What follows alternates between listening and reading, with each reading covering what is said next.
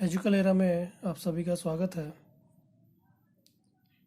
Class 12th commerce, subject हमारा accountancy, लेखा शास्त्र।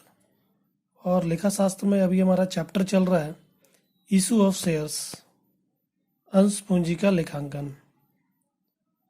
इशू ऑफ शेयर्स, इस चैप्टर पर अभी तक हम लोग टॉपिक जो है वो अभिदान ओवर सब्सक्रिप्शन तक पहुंचे हैं।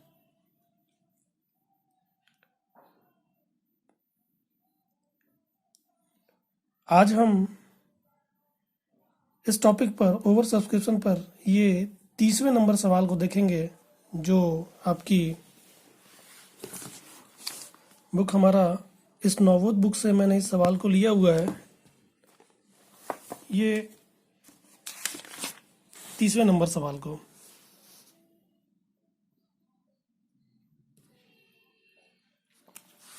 तो आइए इस सवाल को देखते हैं और उसके बाद इसको हम हल करेंगे। ये एनसीईआरटी की बुक से, एनसीईआरटी की बुक में भी ये प्रश्न है। तो हम इस सवाल को देखते हैं और फिर इसके बाद इसको हल करते हैं। तो आप देखिएगा इस सवाल को, लिखा है सॉफ्टवेयर सॉल्यूशन इंडिया लिमिटेड ने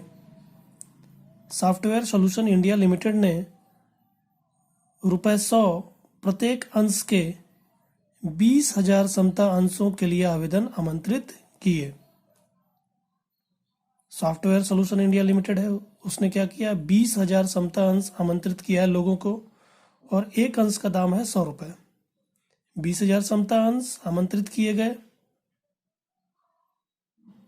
और एक अंश का दाम ₹100, जिन पर ₹40 आवेदन पर, जिस पर पैसा बता रहा है ₹40 आवेदन पर, ₹30 आवंटन पर और ₹30 मांग पर देती।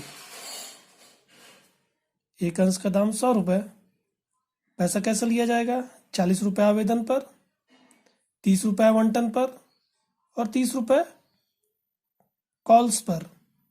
एक ही कॉल्स है, फर्स्ट एंड फाइनल कॉल, प्रथम और अंतिम याचना। तो 40 और 30 70 और 30 हो गया ₹100। तो इस तरह पैसा मांगा गया है। फिर लिखा, कंपनी ने 32,000 अंशों के लिए आवेदन प्राप्त किया। कंपनी 20,000 समता अंश ही निर्गमन कर रही है। 20,000 समता अंशों के लिए उसने क्या किया है, आवेदन आमंत्रित किए हैं, मगर उसके पास आवेदन कितने प्राप्त हो गए, 32,000। कंपनी ने 32,000 अंशों के लिए आवेदन प्राप्त किया। तो आवेदन वो कितना प्राप्त कर रहा है, 32,000 आवेदन प्राप्त कर रहा है, मगर निर्गमन वो कितना कर रहा है, 20,000 अंशों को निर्गमन कर रहा है। तो वो कितने अंश आवंटित कर सकता है, वो 20,000 अंश ही आवंटित कर सकता है। तो हम देखते हैं सवाल में आगे क्या बोलता है। लिखा है 2,000 अंशों के आवेदकों को राशि वापस लौटा दी गई। इस 32,000 आवेदकों में से 2,000 आवेदकों को लिया गया और उनकी राशि को क्या किया गया, लौटा दिया गया। 10,000, इस 32,000 आवेदनों में से 10,000 अंशों के आवेदनों को पूर्ण स्वीकार कर लिया गया। इस 32,000 आवेदनों में से क्या किया गया, पहले 2,000 को पूरा का पूरा पैसा वापस लौटा दिया गया, रद्द किया गया। इसमें से दूसरे 10,000 को क्या किया गया, पूरा का पूरा 10,000 आवंटित किया गया। ये मतलब कि 10,000 आवेदनों को लिया गया और पूरा का पूरा 10,000 उनको आवंटित कर दिया गया, पूर्ण स्वीकार कर लिया गया। और 20,000, बाकी के जो 20,000 बच गए, 2,000 पहले निकले, फिर 10,000 निकले, तो 12,000 हो गए। तो 32 में 12 गया तो बचा 20। वही बोल रहा है कि और 20,000 अंशों के आवेदकों की आवेदन किए गए अंशों के आधे अंश आवंटित किए गए। कहने का अर्थ है कि अगले 20,000 आवेदकों को क्या किया गया, इन्होंने जितना मांगा था, इन्होंने 20,000 अंशों के लिए आवेदन किया था, इन्होंने जितना मांगा था उसके आधे अंश इनको दे दिए गए। मतलब कि 20 मांगा, उसके बदले इनको 10 दे दिया गया। आधे अंश आवंटित किए गए और आधिक्य राशि को 20,000 इन्होंने मांगा था, तो आवेदन के समय इन्होंने ज़्यादा पैसा दिया होगा, 20,000 के हिसाब से पैसा दिया होगा। मगर इनको आवंटित कितना किया गया, इनका आधा मतलब 10,000 इनको आवंटित किया गया। तो बाकी का जो इनका एक्सेस पैसा बचता है, अधिक राशि को आवेदन में समायोजित कर लिया गया। आवेदन बोल रहा हूँ, आवंटन में समायोजित कर लिया गया। कह रहा है कि इनका जो अधिक के पैसा था, अधिक जो राशि बच रही थी, उसको क्या किया गया, आवंटन में समायोजित कर लिया गया। फिर लिखा आवंटन और दे सभी राशि, आवंटन और दे सभी राशि, आवंटन और दे, आवंटन और दे सभी राशि प्राप्त की गई रोजमंचा और रोकड़ पुस्तक तैयार करें। पूरा का पूरा आवंटन का पैसा और दे मतलब कि आगे का पैसा, सभी राशियां प्राप्त कर ली गई। आपको क्या बनाने को बोल रहा है, आपको बोल रहा है रोजमंचा मतलब जनरल प्रविष्टि करने को बोल रहा है, और रोकड़ पुस्तक तैयार करने को बोल रहा है।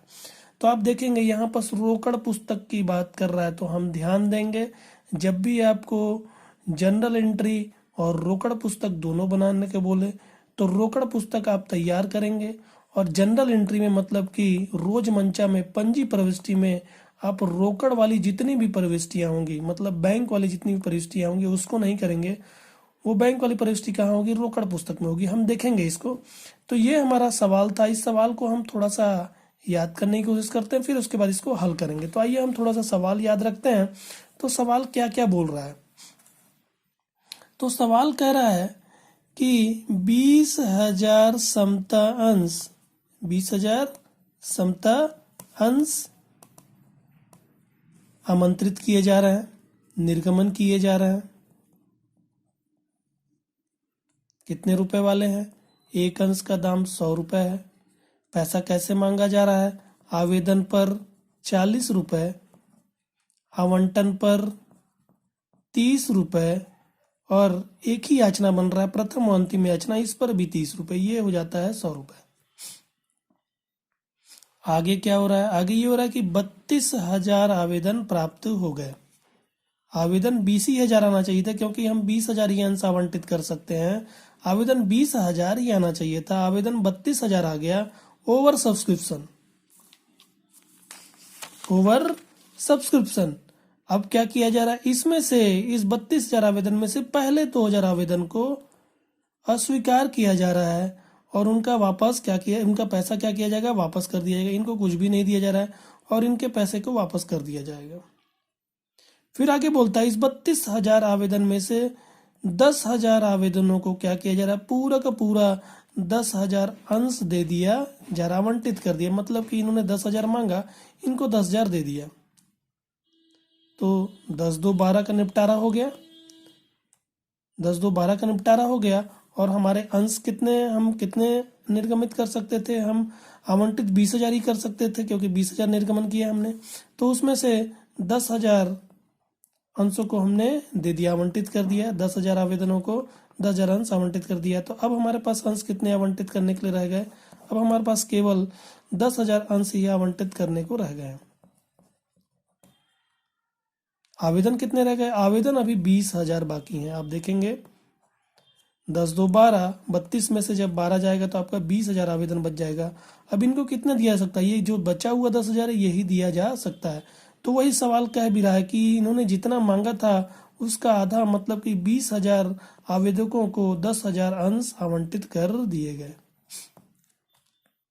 और इनका जो भी पैसा आधिक्य होता है उस पैसे को क्या किया गया, उनको समायोजित किया गया। कहाँ पर समायोजित किया गया, आवंटन में समायोजित किया गया। और सवाल बोल रहा है कि जो जो पैसा जिस समय पर देय होता है वो पैसा पूरा मिल जा रहा है। तो हम अब सवाल इसके हिसाब से हल करते हैं। तो आप देखिएगा सवाल को, ठीक है, इस सवाल को मैंने हल करके रखा हुआ है। तो आप देखिए इसकी ये पंजी प्रविष्टि है। पंजी प्रविष्टि में आप देखेंगे कि पंजी प्रविष्टि में मैंने यहाँ पास जो बैंक वाली प्रविष्टियां होती है उसको मैंने यहाँ पास नहीं किया हुआ है। ठीक है, क्यों नहीं किया हुआ, क्योंकि सवाल में आपको रोकड़ पुस्तक बनाने को बोल रहा है, रोकड़ बही बनाने को बोल रहा है। तो रोकड़ बही जब भी आपको सवाल में बनाने को बोलेगा तो वहां पर आपको क्या करना पड़ेगा, बैंक वाली जितनी भी प्रविष्टियां हैं वो प्रविष्टियां आप रोकड़ पुस्तक में करेंगे, पंजी प्रविष्टि में उसकी प्रविष्टि नहीं होगी, पंजी प्रविष्टि में उसकी प्रविष्टि आप नहीं करेंगे। यहाँ पर आप देखेंगे कि बैंक वाली प्रविष्टि नहीं है, सिर्फ जो प्राप्य वाली प्रविष्टि है आप देखेंगे, जितनी भी प्राप्य वाली प्रविष्टि हैं वो केवल इसमें आपको दिखाई देगी। तो आपको याद रखना, जब भी आपको रोकड़ पुस्तक बनाने के बोले तो आपको केवल क्या प्रविष्टि करना है, आपको केवल प्राप्य वाली प्रविष्टि इसमें करना है। जो प्राप्त वाली, जो पैसे प्राप्त करने वाली प्रविष्टि है वो हम रोकड़ बही में करेंगे। ठीक है, तो पंजी प्रविष्टि और रोकड़ बही बनाने से पहले क्या है कि ओवर सब्सक्रिप्शन वाला सवाल है, तो थोड़ा सा हम इसका जो विश्लेषण सारणी है पहले उस विश्लेषण सारणी को देख लेते हैं, फिर उसके बाद हम इसको इनके पंजी प्रविष्टि और रोकड़ पुस्तक को देखेंगे। ठीक है, तो आप देखिए ये इसका विश्लेषण सारणी है। विश्लेषण सारणी में मैंने इसको बना के बताया हुआ है कि हम किस तरह समायोजित करेंगे, किनका पैसा वापस होगा, किनको समायोजित किया जाएगा। तो आप देखिए इस विश्लेषण सारणी को, ये इसका फॉर्मेट बना हुआ है, तो आप इस तरह फॉर्मेट बनाएंगे और उसमें लिखेंगे इशू, मतलब कि निर्गमन कितने अंश को किया गया, कितने आवेदन प्राप्त हुए, आवंटन, निर्गमन, आवेदन, आवंटन, आवेदन राशि कितनी प्राप्त हुई, जो आवेदन किया था उस पर आवेदन राशि कितनी प्राप्त हुई, कितना राशि प्राप्त होना चाहिए था, क्योंकि आवेदन तो ज्यादा किए होंगे, आवेदन ज्यादा किए होंगे, मगर हम जितना उनको आवंटित करेंगे उसके हिसाब से राशि प्राप्त होना चाहिए था, वही लिखा हुआ है दे, मतलब कितना राशि प्राप्त हो गया और कितना राशि प्राप्त होना चाहिए था दे। अधिक कितना हुआ, यानी कि पैसा अधिक कितना हो रहा है और उस पैसे को क्या किया जाएगा, समायोजन। तो हम देखते हैं इसको, issue, issue, application, allotment, application amount receive, application amount due, surplus, excess और एडजस्टमेंट। तो आप, मैंने इसको थोड़ा सा 3 कैटेगरी में बांट के रखा हुआ है, क्योंकि आप देखेंगे इसमें सवाल में भी वही बोल रहा है। 2000 को क्या किया गया, 2000 आवेदनों को उनका पूरा पैसा वापस कर दिया गया। 10,000 आवेदकों को क्या किया गया, उनको 10,000 पूरा आवंटित किया गया। और 20,000 आवेदकों को क्या किया गया, उनको 10,000 ही आवंटित किया गया। तो हम इसको, मैंने इसको, आप इस तरह सीरियल वाइज उसको बांट लीजिए। तो देखिएगा, पहले 10,000 आवेदन, पहले 10,000 आवेदन जिनको निर्गमन कितना किया गया, 10,000 निर्गमन किया गया, क्योंकि इनको 10,000 निर्गमन करने की बात कही गई है। 10,000 इन्होंने आवेदन किया और इनको आवंटित कितना किया गया, 10,000 ही आवंटित किया गया, मतलब कि जितना इन्होंने आवेदन दिया था उतना ही इनको अलॉट किया गया। इन पर एप्लीकेशन अमाउंट कितना होता है, एप्लीकेशन आप देखेंगे 40 रुपीज, 40 रुपए के हिसाब से आवेदन राशि जो प्राप्त होगी वो प्राप्त होगी 4 लाख रुपए। पैसा कितना प्राप्त करना चाहिए था, आपने आवंटन 10,000 का किया, 40 रुपए के हिसाब से 4 लाख रुपए प्राप्त होना चाहिए था। 4 लाख रुपए प्राप्त किया, 4 लाख प्राप्त होना चाहिए था। इनका एक्सेस है क्या, कुछ भी नहीं है, जितना प्राप्त होना चाहिए था उतना ही प्राप्त हुआ है, तो इनका एक्सेस कुछ भी नहीं है। अब हम दूसरे को देखते हैं, 20,000 वाले को। 20,000 आवेदनों को क्या किया गया, उनको केवल 10,000 ही आवंटित किया गया है। इन्होंने 20,000 एप्लीकेशन दिया, मगर इनको अलॉट कितना किया गया, केवल 10,000, 10,000 ही अलॉट किया गया। तो इन पर पैसा कितना प्राप्त हुआ, इन्होंने आवेदन जब किया तो उस समय पैसा कितना प्राप्त हुआ, 40 रुपए के हिसाब से इन पर 8 लाख रुपए, 8 लाख रिसीव्ड हो गया, प्राप्त किया गया। जबकि कितना प्राप्त करना चाहिए था, इनको 10,000 ही आवंटित किया है, 40 रुपए के हिसाब से 4 लाख ही प्राप्त करना चाहिए था, 4 लाख प्राप्त करना चाहिए था, मगर प्राप्त हो गया 8 लाख। तो इनका एक्सेस कितना होता है, 4 लाख रुपए एक्सेस हो रहा है। अब इसको क्या किया जाएगा, इसको एडजस्ट भी किया जाएगा और कुछ वापस भी किया जाएगा। हम देखेंगे इसको कि कितना एडजस्ट किया जाएगा और कितना वापस किया जाएगा। आप देखिएगा सवाल में बोला है कि इनका जो भी एक्सेस होता है उसको आवंटन में समायोजित किया जाएगा। उसके बाद सवाल नहीं बोलता कि इनका पैसा और भी यदि कुछ बच जाता है, आवंटन के समायोजन के पश्चात भी यदि कुछ पैसा बच जाता है तो उसको क्या किया जाएगा। तो हम ये मानेंगे कि आवंटन के समायोजन के पश्चात भी यदि कुछ पैसा बच जाता है तो उसको हम वापस कर देंगे। आगे फर्स्ट कॉल में उसको हम एडजस्ट नहीं करेंगे क्योंकि सवाल हमको नहीं बता रहा है। तो इसीलिए हम देखेंगे कि 3 लाख रुपए क्या होगा, आवंटन आवंटन में समायोजित होगा। कैलकुलेशन वापस देखेंगे हम, 3 लाख रुपए क्या होगा, आवंटन में समायोजित होगा, और बाकी का जो 4 लाख एक्सेस में से 1 लाख रुपए जो एक्सेस और बच जाएगा उसको वापस कर दिया जाएगा, उसको फर्स्ट कॉल में एडजस्ट नहीं किया जाएगा। ठीक है, तो ये हमारा हो गया 20,000, 20,000 आवेदनों का भी पूरा हमने देख लिया। फिर उसके बाद हम चलते हैं अगले 2,000 आवेदनों को। इनको क्या किया गया, इनको कुछ भी आवंटित नहीं किया गया, इनको कुछ भी आवंटित नहीं किया गया, इनका पैसा वापस किया जाएगा। तो 2,000 इन्होंने आवेदन दिया था, उस पर इनको कुछ भी आवंटित नहीं किया गया।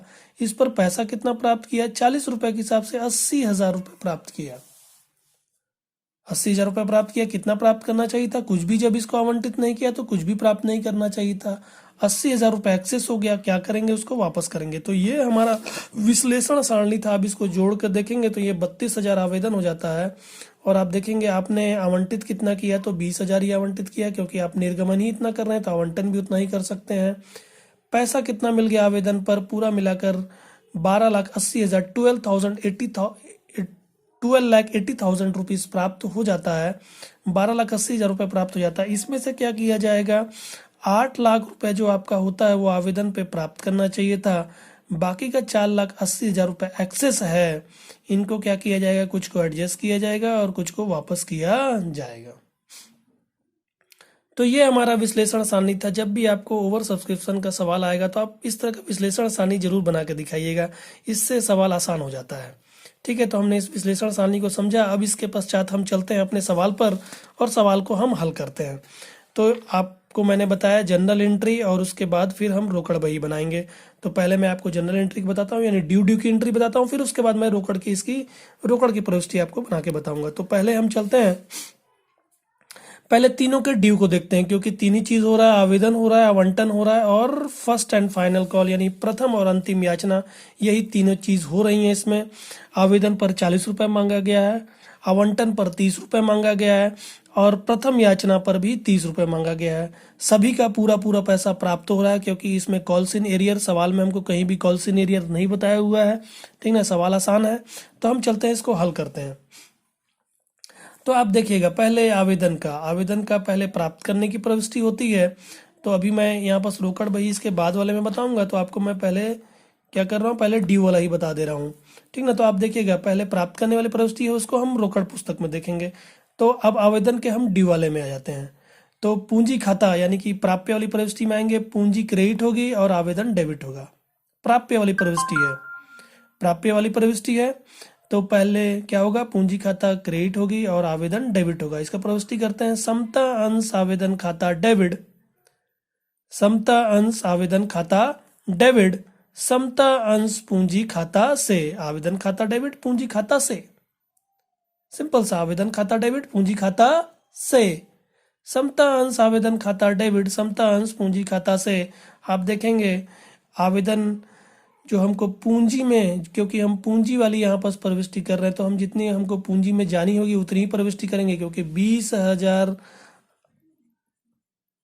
20,000 हम निर्गमन कर सकते हैं, 20,000 ही आवंटित कर सकते हैं। 20,000 अंशों पे 40 रुपए के हिसाब से हमारा 8 लाख होता है, हमने पूंजी खाते में हस्तांतरित कर दिया। तो ये आवेदन की हमने प्राप्य वाली प्रविष्टि कर ली। 20,000 अंशों पर 40 रुपए प्रति अंश आवेदन राशि पूंजी खाता में अंतरित। फिर उसके बाद हम आवंटन में आते हैं। आवंटन की वही प्राप्य वाली प्रविष्टि, आवंटन खाता डेबिट, पूंजी खाता से। अभी मैं केवल प्राप्य वाली प्रविष्टि देख रहे हैं हम। ठीक है, समता अंश आवंटन खाता डेबिट, समता अंश आवंटन खाता डेबिट, समता अंश पूंजी खाता से। अब देखेंगे 20,000 अंशों पर 30 रुपए के हिसाब से 6 लाख रुपया होता है। 20,000 अंशों पर 30 रुपए के हिसाब से आवंटन 30 रुपए का, 30 रुपए के हिसाब से 6 लाख रुपया होता है। 6 लाख पूंजी खाते में हमने हस्तांतरित कर दिया। लिखेंगे 20,000 अंशों पर 30 रुपए प्रति अंश आवंटन राशि प्राप्य होने पर। फिर उसके बाद उसी के आगे फर्स्ट कॉल पर चलते हैं। फर्स्ट कॉल का भी हम प्राप्य की प्रविष्टि करेंगे, प्राप्य यानी पूंजी खाते में हस्तांतरित करने की प्रविष्टि करेंगे। तो वैसे ही प्रथम व अंतिम याचना खाता डेबिट, पूंजी खाता से। प्रथम व अंतिम याचना खाता डेबिट पूंजी खाता से। समता अंश प्रथम व अंतिम याचना खाता डेबिट समता अंश पूंजी खाता से। 20,000 अंशों पर 20,000 अंशों पर 30 रुपए के हिसाब से, क्योंकि प्रथम याचना 30 रुपए का है, 30 रुपए के हिसाब से 6 लाख रुपए होता है। पूंजी खाते में 6 लाख रुपए अंतरित कर दिया जाएगा, हस्तांतरित कर दिया जाएगा। लिखेंगे 20,000 अंशों पर 30 रुपए प्रति अंश प्रथम और अंतिम याचना राशि प्राप्य होने पर। जब इनको पूरा हम टोटल करेंगे तो हमारा आता है 20 लाख। ये टोटल हमारा दोनों तरफ का 20 लाख आ जाएगा। तो ये हमने देखा अभी पंजी प्रविष्टि, केवल पंजी प्रविष्टि में हमने इसका अभी प्राप्य वाली प्रविष्टि देखी, क्योंकि यहाँ पर आपको रोकड़ पुस्तक बनाने के बोल रहा है, इसलिए पंजी प्रविष्टि में हम इन तीनों का ही बस प्राप्य वाली प्रविष्टि करेंगे। अब हम आगे चलते हैं, रोकड़ पुस्तक को देखते हैं। तो रोकड़ पुस्तक में हमारी प्रविष्टि को आप देखिएगा, ठीक है। तो ये हमारा रोकड़ पुस्तक है, और रोकड़ पुस्तक में आपको बैंक वाली प्रविष्टि जो है वो रोकड़ पुस्तक से करनी पड़ेगी। तो आप पहले आवेदन में चलिए। आवेदन की 2 प्रविष्टियां थी, पूंजी वाली प्रविष्टि हमने कर दी है, हमको पहले देखना था रोकड़ वाली प्रविष्टि। तो हम वहां पर रोकड़ वाली प्रविष्टि को देखते हैं आवेदन की। तो प्रविष्टि होगी बैंक खाता डेबिट, ऐसे ही बता रहा हूं मैं, बैंक खाता डेबिट, बैंक खाता डेबिट समता अंश आवेदन खाता से। जब आप जनरल एंट्री में जाएंगे तो जनरल एंट्री में जैसे ही आप आवेदन का पैसा प्राप्त करते, आप प्रविष्टि करते बैंक खाता डेबिट, और आवेदन से आपने पैसा प्राप्त किया है समता अंश आवेदन खाता से, समता अंश आवेदन खाता से। अब पैसा बताते क्या है कि आवेदन कितने का प्राप्त हुआ। आवेदन 32,000 आवेदन पर प्राप्त हुआ है। कितना, 40 रुपए के हिसाब से।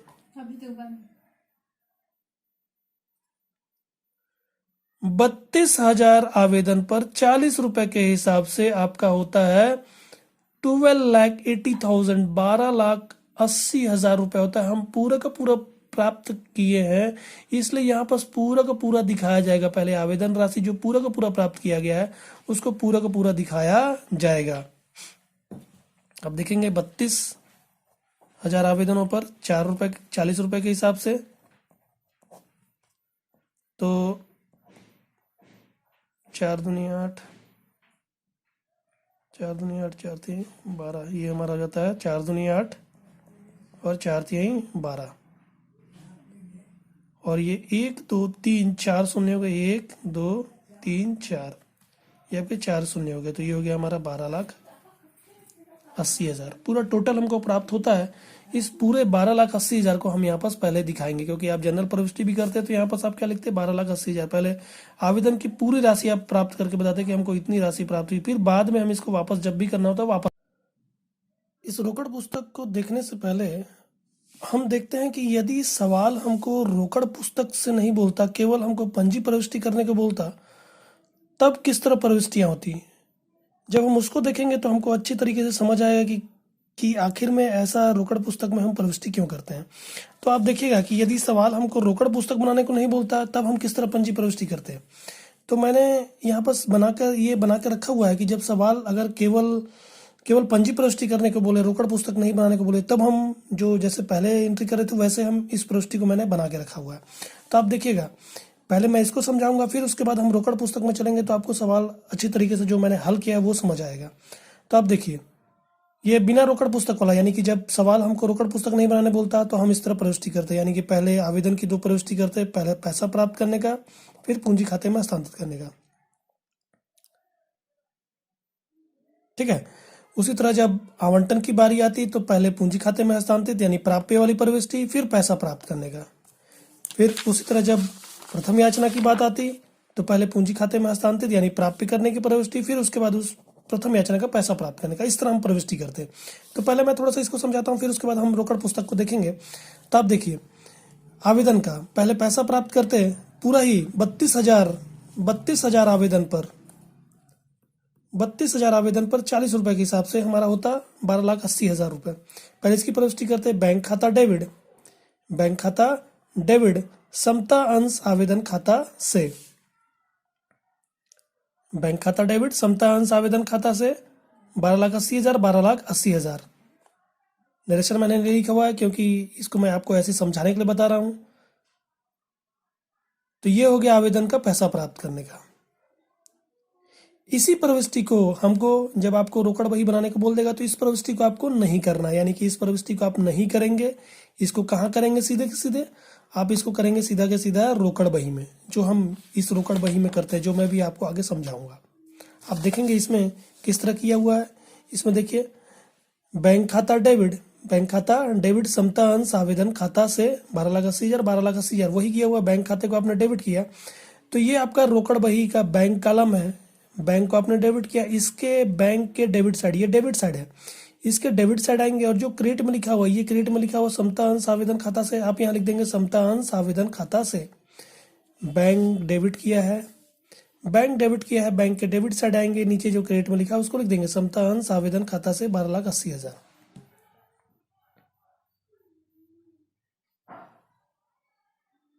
ठीक है, तो अभी आप इसको देखिए। तो जब आप रोकड़ में प्रविष्टि करेंगे तो आपको ये प्रविष्टि यानी बैंक वाली ये प्रविष्टि, ठीक है, फिर ये वापस करने की प्रविष्टि, ये वापस करने की प्रविष्टि मैंने यहाँ पास की है, ये प्रविष्टि आपको बैंक वाले यानी रोकड़ बही में करना होगा। फिर आप जब आवंटन का पैसा प्राप्त करेंगे तो ये प्रविष्टि करनी होगी, और जब प्रथम याचना का पैसा प्राप्त करेंगे तो ये प्रविष्टि आपको रोकड़ बही से, यानी कि ये प्रविष्टियाँ जो चार को मैंने यहाँ पास ये इन चारों को टिक लगाए, ये क्या होगा? ये जब आपको रोकड़ पुस्तक बनाने को बोलेगा तो ये प्रविष्टि आपकी पंजी प्रविष्टि नहीं होगी, जो मैंने यहाँ पास इसमें करके आपको बताया ये।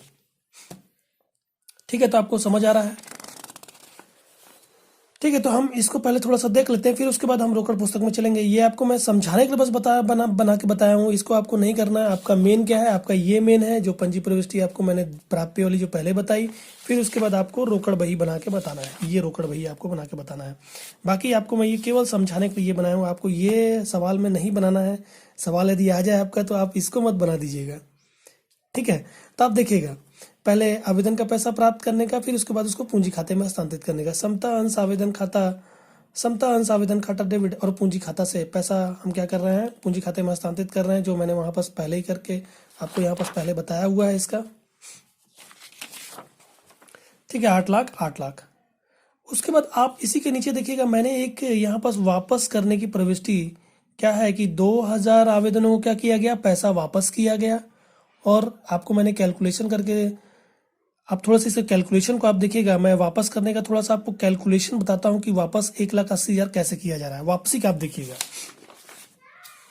तो देखिएगा ये एडजस्टमेंट है, समायोजन है, यानी कि जो 20,000 आवेदन थे जिनको प्रोराटा बेसिस पर 20,000 आवेदनों को 10,000 अंश आवंटित किए गए, इनको प्रोराटा बेसिस पर दिया गया है।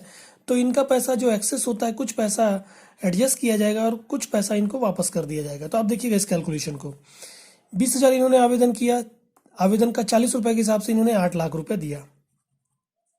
ठीक है, जबकि इनको आवंटित कितना किया गया? 10,000 ही आवंटित किया गया। 40 रुपए के हिसाब से इनका 4 लाख होता है। इनका एक्सेस आधिक्य जो है वो 4 लाख का बन रहा है, यानी कि इतना इनका आधिक्य हो रहा है। अब क्या होगा कि इनको 10,000 जब आवंटित किया गया है तो इस पर आगे चलकर, ये तो आवेदन की ही बात हो गई, आगे चलकर जब इनसे आवंटन का पैसा मांगा जाएगा 10,000 अंशों पर, आवेदन 30 रुपए के हिसाब से जब इनका पैसा मांगा जाएगा 3 लाख रुपए, तो ये कहेंगे कि 4 लाख रुपए तो पहले से एक्सेस है। तो इस 4 लाख में से 3 लाख एडजस्ट कर लिया जाएगा, यानी कुछ भी इनसे नहीं लिया जाएगा, इनका पहले पैसा एक्सेस जो था उसी से एडजस्ट किया जाएगा। अभी भी इनका 1 लाख का एक्सेस बता रहा है। इस जो एडजस्ट करने के बाद भी जो पैसा बच जाएगा, उस पैसे को क्या किया जाएगा? इसको आगे चलकर फर्स्ट कॉल में एडजस्ट नहीं करेंगे, क्योंकि फर्स्ट कॉल का भी इनका पैसा मांगा जाएगा, क्योंकि 10,000 इनको आवंटित किया गया है। फर्स्ट कॉल भी 30 रुपए का है, 30 रुपए के साथ इनके जब 3 लाख रुपए और इनसे मांगा जाएगा तो वहां पर फिर ये इस एक्सेस से एडजस्ट नहीं किया जाएगा। क्यों? क्योंकि सवाल में हमको केवल आवंटन तक ही बता रहा है कि आवंटन तक ही एडजस्ट करना है। सवाल में आगे नहीं बताया कि उनका और यदि कोई पैसा बच जाता तो उसको कहाँ एडजस्ट किया जाएगा। तो हम मानेंगे कि ये 1 लाख रुपए क्या करेंगे? वापस कर देंगे।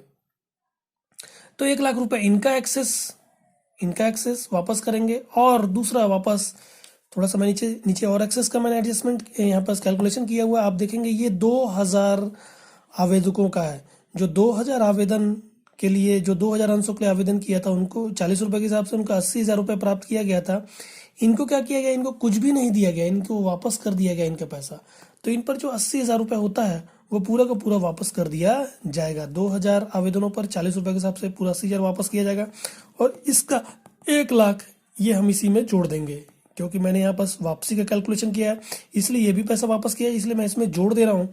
तो टोटल मिलाकर 1,80,000 रुपये वापस किया जाएगा। तो आप देखेंगे यहाँ पर वापसी का, इसीलिए मैंने 1,80,000 रुपये यहाँ पर बताया हुआ है। इसका भी देखेंगे, ये भी यहाँ पर क्या है, बैंक वाली प्रविष्टि है, क्योंकि पैसा आप वापस, जब पैसा प्राप्त किया था तो आपने क्या किया था, बैंक को डेबिट किया था। जब पैसा वापस करेंगे तो बैंक को क्रेडिट करेंगे। जस्ट इसका उल्टा, पैसा प्राप्त किया था बैंक खाता डेबिट आवेदन खाता से, आज जब पैसा वापस कर रहे हैं तो आवेदन को डेबिट करेंगे और बैंक को क्रेडिट कर दिया जाएगा। तो ये भी बैंक वाली प्रविष्टि है। तो इसकी भी प्रविष्टि कहाँ पर होगी, इसकी भी प्रविष्टि आपको रोकड़ बही से करनी होगी, ये इधर से, क्योंकि आप देखेंगे इसमें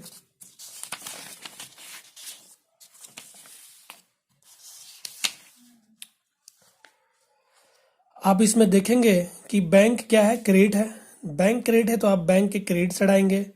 इसके डेबिट में जो लिखा हुआ है समता अंश आवेदन खाता डेबिट, इसको आप लिख देंगे समता अंश आवेदन खाता को 1,80,000 रुपये बैंक से वापस किया जा रहा है। 1,80,000 रुपये पूरा लिख दिया जाएगा। तो आपको ये प्रविष्टि समझ आ रही है। फिर उसके बाद आगे हमने क्या किया, आवेदन का दोनों कर दिया, रिटर्न पैसा रिटर्न करने का भी हमने प्रविष्टि कर दिया। अब हम आते हैं आवंटन में।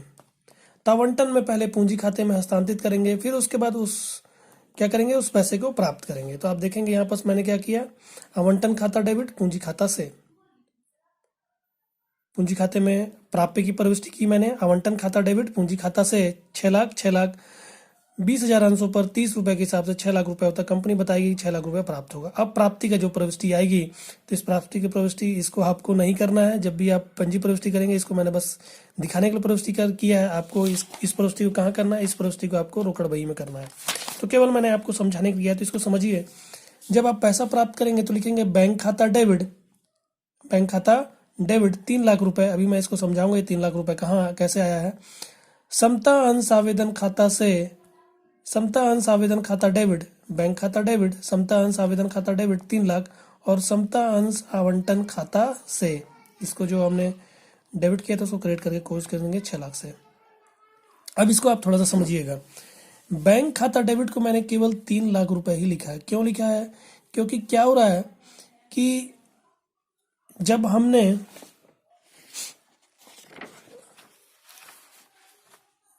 इस एनालिसिस टेबल को देखा था, इस एनालिसिस टेबल में आप देखेंगे कि 10,000 एप्लीकेंट्स को क्या किए गए, 10,000 पूरे आवंटित कर दिए गए। मतलब कि इसने जितना मांगा था उतना इसको दिया गया। तो इसका तो कुछ भी एक्सेस नहीं बचा हुआ है, क्योंकि इसने जितना मांगा था उतना इसको दिया गया। तो जब इससे अलॉटमेंट का समय आएगा, तो अलॉटमेंट में इसके 30 रुपये के हिसाब से जब इससे पूरा पैसा मांगा जाएगा, तो 3 लाख रुपए इसका होता है। जो इसका 3 लाख रुपए होता है, इसको ये पूरा पैसा देगा, क्योंकि इसका कोई भी एडजस्टमेंट नहीं है। इस प्रोराटा बेसिस वाला इसका एक्सेस है, ये पैसा नहीं देगा, इसका तो एडजस्ट करेंगे। मगर ये जो 10,000 आवेदन का जो 10,000 अलॉट किया गया था, इनको तो पैसा, ये तो पैसा देंगे ही देंगे। तो वही 3 लाख रुपए मैंने बैंक में लिखकर दिखाया हुआ है कि बैंक से 3 लाख रुपए प्राप्त होगा।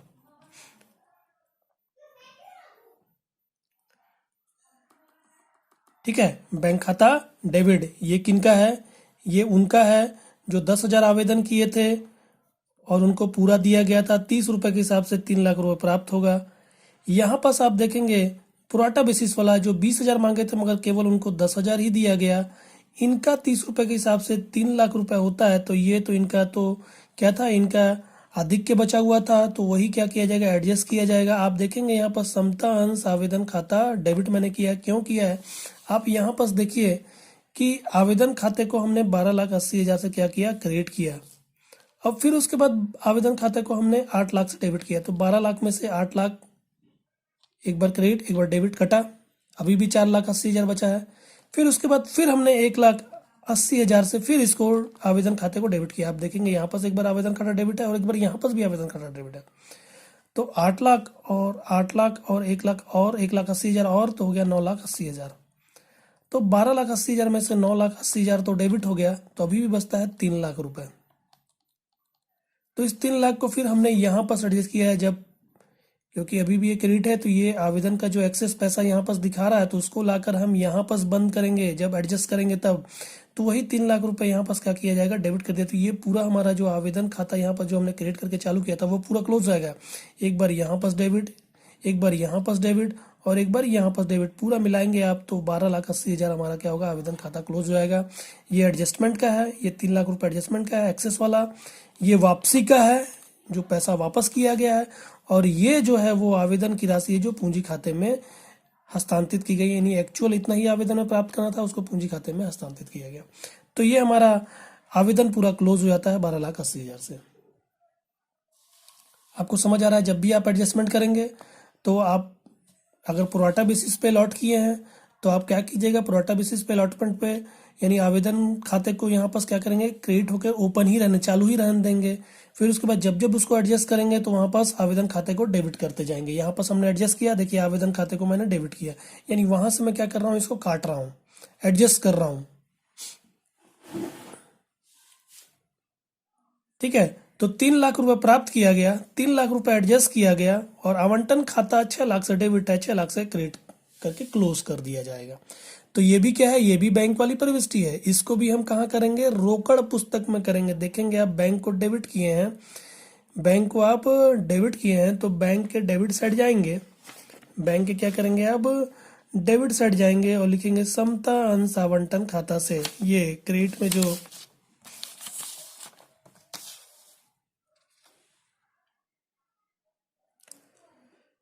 ये देखेंगे आप बैंक को आप डेबिट किए हैं तो बैंक के डेबिट साइड जाएंगे और यहाँ पर क्रेडिट कौन है, क्रेडिट ये डेबिट है, इसको मत लिखिएगा, ये डेबिट है। क्रेडिट कौन है, ये क्रेडिट है, समता अंश आवंटन खाता से। तो यहाँ पर लिखेंगे समता अंश आवंटन खाता से अमाउंट, यहाँ 6,00,000 रुपए लिखा है, इस 6,00,000 को नहीं लिखेंगे हम, जितना पैसा प्राप्त करेंगे उसी को लिखेंगे, केवल 3,00,000 3,00,000 ही प्राप्त कर रहे हैं तो यहाँ पर हम 3,00,000 रुपए लिखेंगे। 3,00,000 जितना एक्चुअल में प्राप्त करेंगे उसी को लिखा जाएगा। तो ये हमारा आवंटन का भी प्रविष्टि हो जाता है, प्राप्ति की प्रविष्टि, आवेदन की प्राप्ति की प्रविष्टि, आवंटन की प्राप्ति की प्रविष्टि, और हमने जो ये 1,80,000 रुपए जो वापस किया था उसकी भी हमने प्रविष्टि देख ली है। अब हमारा एक और बचता है प्रविष्टि जो है प्रथम और अंतिम याचना का। इसका पैसा जब प्राप्त करेंगे तो उसकी भी हम प्रविष्टि यहाँ पर देखते हैं। तो आप देखिए, तो ये आवंटन का भी मैंने प्रविष्टि कर दिया, आवंटन की भी दोनों प्रविष्टि हो गई, पूंजी में हस्तांतरित करने की और उसको प्राप्त करने की। अब हम आते हैं प्रथम याचना में। ये केवल दिखाने के लिए मैंने आपको केवल समझने के लिए इसको बनाया है, आपको इसको नहीं बनाना है। आपको जो मैंने पहले बताया था आपको इसको बनाना है और रोकड़ पुस्तक को बनाना है। मैं बार बार आपको ध्यान दिला रहा हूँ कि आप कहीं भटक ना जाए कि सर इस तरह का बनाया है। ठीक है, तो अब हम चलते हैं प्रथम याचना में। प्रथम याचना का भी पहले पूंजी खाते में हस्तांतरित और उसके बाद उसको पैसा प्राप्त करने का, क्योंकि अब हमारा एडजस्टमेंट पूरा हो चुका है। जो भी हमको एडजस्टमेंट करना था वो पूरा का पूरा हमने एडजस्टमेंट कर दिया है। तो अब यहाँ पास आगे और कोई एडजस्टमेंट नहीं है। आवंटन जब प्रथम याचना में आएंगे तो हमको पूरी राशि प्राप्त होगी। अब यहाँ पास कोई समायोजन नहीं हुआ क्योंकि पूरा एडजस्टमेंट हो चुका है। जिनका पैसा वापस था वो भी पैसा हमने वापस कर दिया है। तो अब देखिएगा, पूंजी खाते में हस्तांतरित करने की प्रविष्टि, प्रथम और अंतिम याचना खाता डेबिट पूंजी खाता से, समता अंश प्रथम और अंतिम याचना खाता डेबिट और समता अंश पूंजी खाता से 20,000 अंशों पर 30 रुपए के हिसाब से 6,00,000 रुपए कंपनी बताएगी 6,00,000 रुपए प्राप्त होगा, और प्राप्त भी होगा क्योंकि सवाल में आपको बताया कि पूरी राशि देय समय पर प्राप्त हो रही है। तो प्राप्त करेंगे बैंक खाता डेबिट और समता अंश प्रथम और अंतिम याचना खाता से। इसको जो डेबिट किए थे उसको क्रेडिट करके क्लोज कर दिया जाएगा। इस प्रविष्टि को आपको नहीं करनी है। जब आप पंजी प्रविष्टि करेंगे आपको इसको रोकड़ पुस्तक से करना है, तो हम इसको रोकड़ पुस्तक में दिखाएंगे। आप देखेंगे यहाँ पास ये बैंक खाता को मैंने डेबिट किया है तो बैंक खाते के डेबिट साइड आएंगे और यहाँ पर देखेंगे समता अंश प्रथम और अंतिम याचना खाता से ये लिखा हुआ है, तो बैंक खाते के डेबिट साइड आएंगे और यहाँ पर लिखेंगे समता अंश प्रथम और अंतिम याचना खाता से 6,00,000 रुपए पूरा का पूरा राशि प्राप्त किया जाएगा। तो ये हमारा रोकड़ पुस्तक था। इस रोकड़ पुस्तक को भी हमने देख लिया।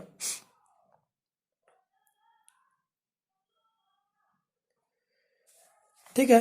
तो ये हम इसको फिर इसको टोटल करते हैं। इधर का ये टोटल हमारा है 12,80,000, 3 लाख और ये 6 लाख। तो पूरा टोटल हमारा आता है 21,80,000। इधर का टोटल हमारा आता है 21,80,000। 21,80,000 हमारा पूरा टोटल आता है।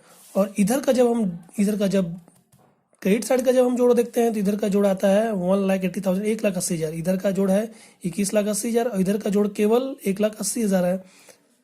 ठीक है, इधर का जोड़ ज़्यादा है, इधर का जोड़ कम है। कितना कम है? 20 लाख कम है। तो हम क्या करेंगे? शेष ले जाया गया, शेष बताएंगे। डेबिट साइड का जोड़ ज़्यादा है, यानी कि हमारे पास कैश, बैंक में हमारे कैश है। कितना कैश है? बैंक में हमारे 20 लाख रुपए है। तो इसको हम दिखाएंगे 20 लैक्स, यानी 20 लाख रुपए। रोकड़ क्या होती है? संपत्ति होती है। संपत्ति हमेशा डेबिट होकर बनती है।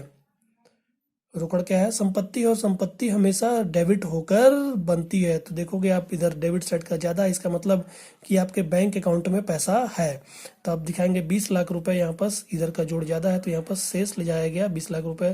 दोनों तरफ का जोड़ेंगे तो 21,80,000, 21,80,000 हमारा ये हो जाता है।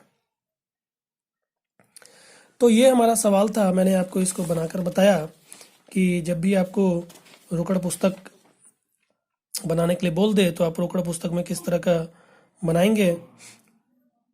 रोकड़ पुस्तक जब भी आपको बनाने के बोलेगा तो आपको पंजी प्रविष्टि जब करेंगे आप, तो पंजी प्रविष्टि में रोकड़ वाली प्रविष्टियां नहीं करेंगे। आप केवल पूंजी खाते में हस्तांतरित करने की प्रविष्टि करेंगे।